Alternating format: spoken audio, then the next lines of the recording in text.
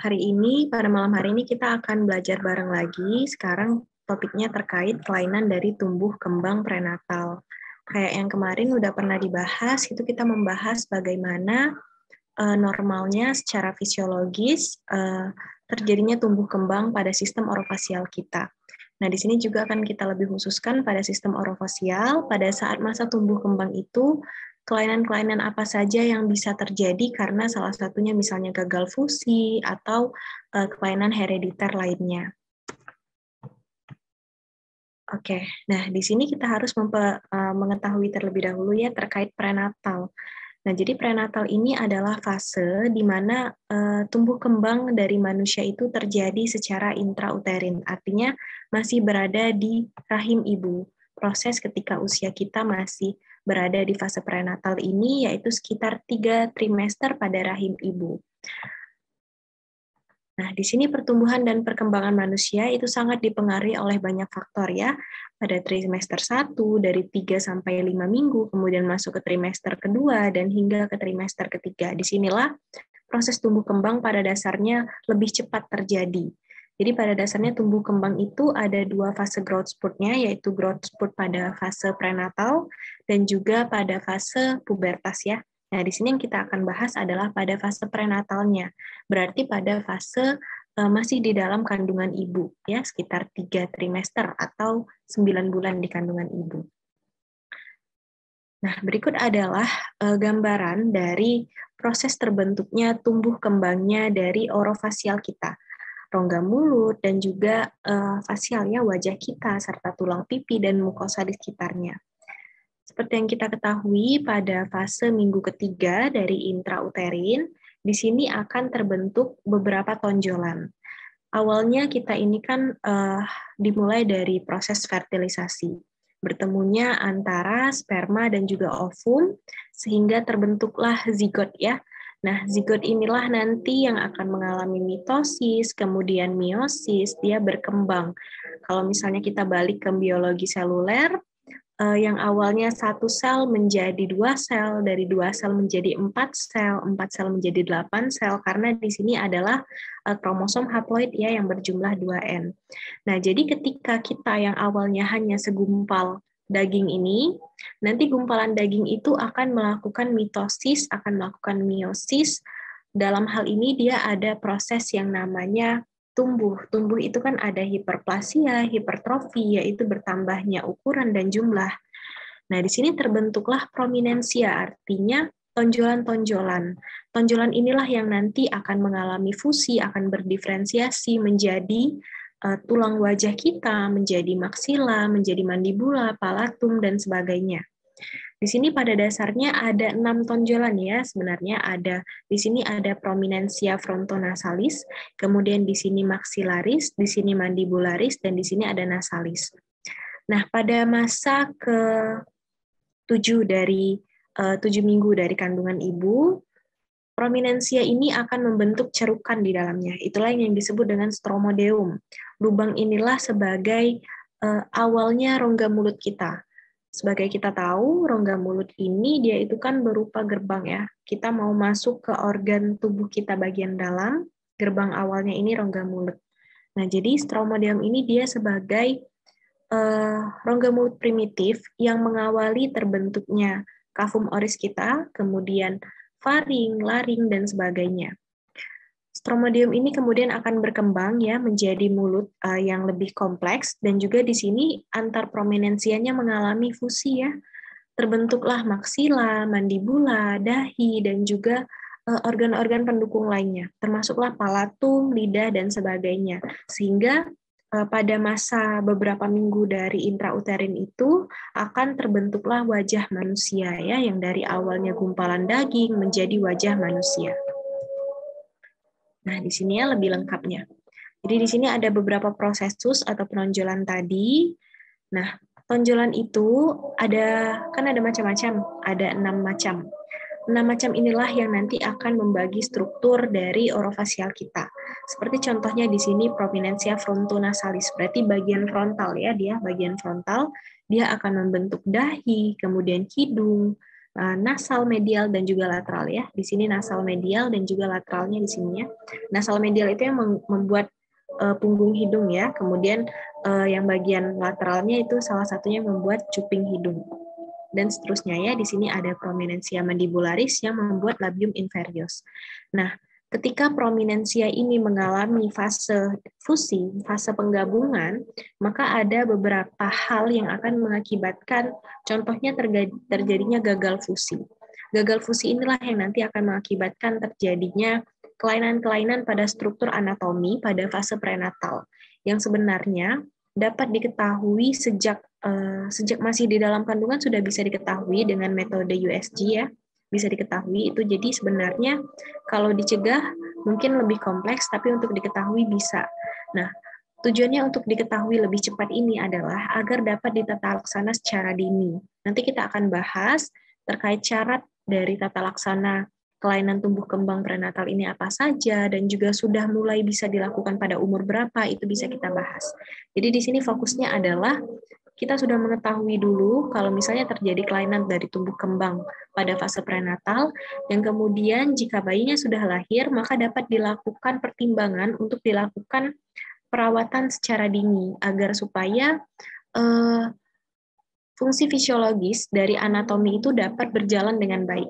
Contohnya, misalnya terjadi cleft palate atau celah pada palatum. Tentunya di sini kan akan mempengaruhi fungsi bicara, fungsi bernafasnya anak. Nah, dengan dilakukannya tata laksana dini dari anak umur berapa itu, dari bayinya lahir, setelah bayi lahir, kemungkinan di sini bertambah berat badannya berapa dulu, ada syaratnya, baru nanti akan dilakukan tata laksana agar menghindari dan juga mencegah terjadinya gangguan fungsional yang lebih parah pada bayi tersebut ya.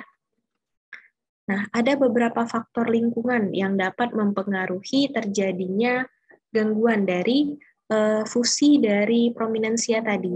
Yang pertama adalah gizi ibu ya.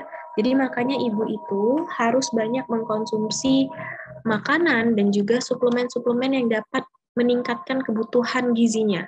Jadi gizi pada ibu yang wanita yang tidak hamil dan ibu yang sedang hamil itu lebih berbeda ya. Ibu yang hamil justru membutuhkan gizi yang lebih banyak. Contohnya sering-sering untuk mengkonsumsi asam folat, kemudian vitamin D yang fungsinya adalah supaya tumbuh kembang dari anak itu dapat berjalan dengan baik. Seperti yang kita tahu kalau asam folat ini sangat berperannya pada tumbuh kembang anak pada masa prenatal. Karena pada fase prenatal ini, ya seperti yang tadi kita sudah bahas, masa growth spurt-nya, proses percepatan pertumbuhannya lebih cepat. Kemudian akan terjadi lagi pada fase pubertasnya ya. Nah, di sini gizi ibu jika kurang, maka akan mempengaruhi yang pertama, bayi akan lahir dengan berat badan yang rendah, dan juga hambatan dari pertumbuhan itu sendiri. Hambatan pertumbuhan contohnya ada banyak ya, misalnya tulang. Tulang itu kan akan mengalami osifikasi atau pemadatan tulang, maturasi tulang. Kalau misalnya terjadi hambatan pertumbuhan, ibunya kekurangan vitamin D, kekurangan kalsium, nah di sini dapat mempengaruhi pertumbuhan dari sistem kraniofasial bagi anak itu. Misalnya maksilanya menjadi sempit, kemudian kepadatan tulangnya sendiri, baik tulang maksila, mandibula, ataupun tulang kraniofasialnya menjadi kurang. Kemudian yang kedua adalah radiasi. Nah, memang kontraindikasi untuk dilakukan radiasi atau memberikan pemeriksaan radiografi pada ibu-ibu yang sedang hamil. Karena radiasi ini pada dasarnya sebelum umur 18 minggu kehamilan dapat menyebabkan banyak hal fatal. Karena kan radiasi ini dia memancarkan sinar X ya. Sinar X inilah yang akan mengganggu proses tumbuh kembang dari anak itu. Nah, apa saja yang bisa disebabkan oleh radiasi? Yang pertama adalah kematian janin yang fatalnya, kemudian kerusakan otak, mikrosefali, dan cacat bawaan lainnya. Jadi sebisa mungkin pada fase kehamilan, ibu harus dihindarkan dari berbagai efek radiasi. Kemudian yang ketiga adalah endokrin. Jadi di tubuh kita ini kan ada sistem endokrin, berarti sistem yang mengatur hormon, termasuklah hormon growth factor atau hormon pertumbuhan ya yang dihasilkan oleh kelenjar pituitari. Ada beberapa kondisi yang mengakibatkan sistem endokrin pada ibu ini dapat mengganggu pertumbuhan pertumbuh kembangan anak di dalam janinnya. Seperti contohnya ibu-ibu yang menderita diabetes. Nah, jadi pada dasarnya diabetes pada masa kehamilan, kemudian diabetes itu tidak terkontrol, sehingga hal ini dapat mengakibatkan gangguan dari tumbuh kembang ibu. Selain juga ada umur ibu yang kurang. Kalau umur ibu yang kurang, pada dasarnya kalau di Indonesia kan umur dari wanita menikah itu adalah 21 tahun. Nah, jika kurang dari 18 tahun atau lebih dari 35 tahun, di sini dapat menghambat juga pertumbuhan, selain menghambat dapat mengganggu juga pertumbuh kembangan dari janin, serta defisiensi yodium pada waktu hamil ya. Selanjutnya ada toksin. Toksin berarti zat asing atau racun, atau disebut juga dalam bahasa biologisnya adalah zat teratogen. Zat teratogen ini contohnya apa? Ada obat-obatan, kemudian rokok, alkohol.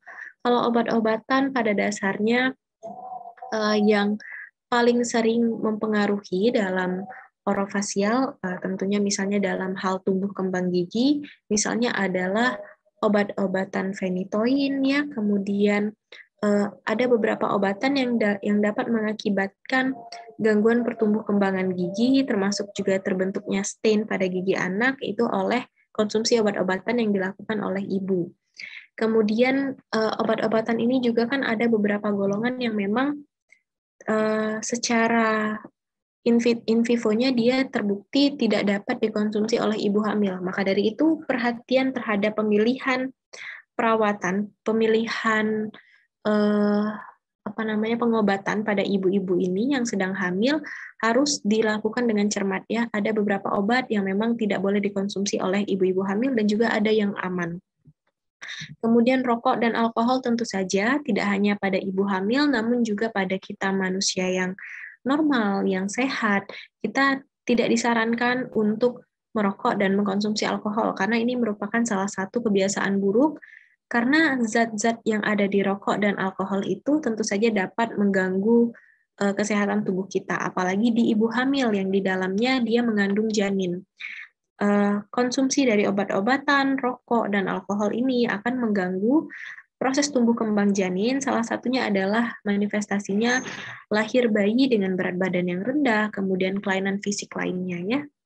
Selain itu ada trauma mekanis. Jadi kalau misalnya trauma mekanis ini, kalau misalnya kita mempelajari sebelumnya itu di uterus ibu sebenarnya janin itu dilindungi oleh ketuban, oleh cairan ketuban, mempengaruhinya dalam hal memberikan kekuatan dalam goncangan, kemudian trauma, dan juga benturan lainnya. Jadi sebenarnya ada cairan ketuban yang dapat memproteksi secara mekanis.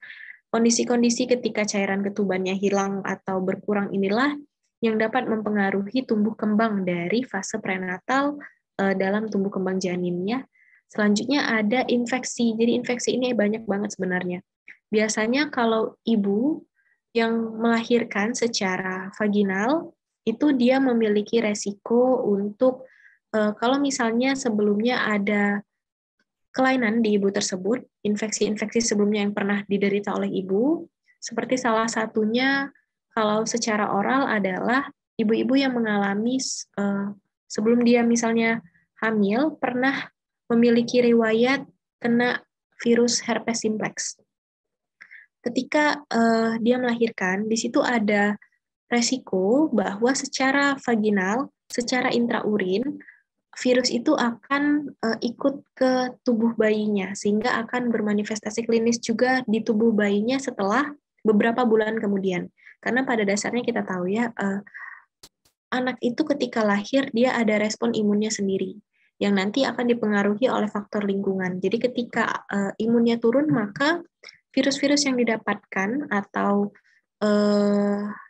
patogen yang didapatkan secara intrauterin tadi dapat bermanifestasi klinis pada masa anak-anaknya. Biasanya pada fase umur 5 bulan sampai 6 bulan akan muncul. Apa saja infeksinya? Yang pertama, yang paling sering adalah TORCH atau toxoplasmosis. Biasanya makanya sebelum proses kehamilan, sebelum rencana kehamilan ada baiknya untuk memeriksakan kesehatan diri dulu ya. Jadi kalau misalnya toksoplasmosis ini kan biasanya disebabkan oleh kucing sebenarnya ya, dan juga hewan lainnya. Nah, ada beberapa tes kesehatan yang dapat mendeteksi virus tokso ini, yang berapa persennya dapat ditularkan ke anaknya. Biasanya anaknya itu akan bermanifestasi seperti hidrosepalus dan juga kelainan lainnya. Selanjutnya ada juga infeksi rubella, sitomegalovirus, herpes simplex tadi, dan juga ada varicella, coxsackie, hingga ke virus influenza dan virus hepatitis. Ini dapat mempengaruhi faktor lingkungan dari prenatal sehingga mengganggu tumbuh kembang janin. Selanjutnya adalah psikologi.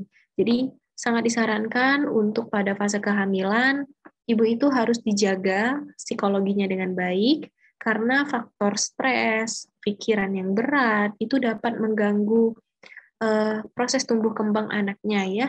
Jadi stres yang pada saat ibu mengalami kehamilan itu dapat mengakibatkan antara lain seperti cacat bawaan, kemudian kelainan kejiwaan pada janin yang dikandungnya. Jadi ada banyak faktor lingkungan ya yang dapat mengakibatkan terjadinya gangguan pada fase prenatal ini.